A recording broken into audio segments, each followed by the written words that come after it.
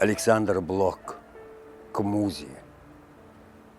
Есть в напевах твоих сокровенных роковая о гибели весть, есть проклятие заветов священных, поругание счастья есть.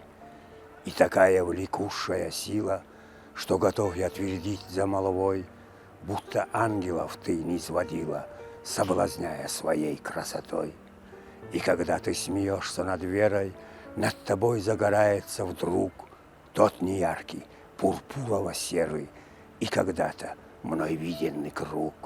Зла добрали, ты вся не отсюда, мудрено про тебя говорят.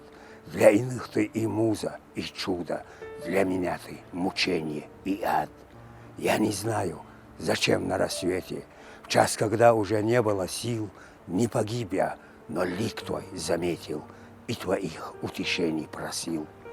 Я хотел, чтобы мы были врагами. Так за что ж подарила мне ты лук с цветами и твердь со звездами, все проклятие своей красоты? И коварнее северной ночи, и хмельней золотого аи, и любови цыганской короче были страшные ласки твои, и была роковая отрада в попираниях заветных святынь, и безумная сердцу услада — это горькая страсть, как полынь.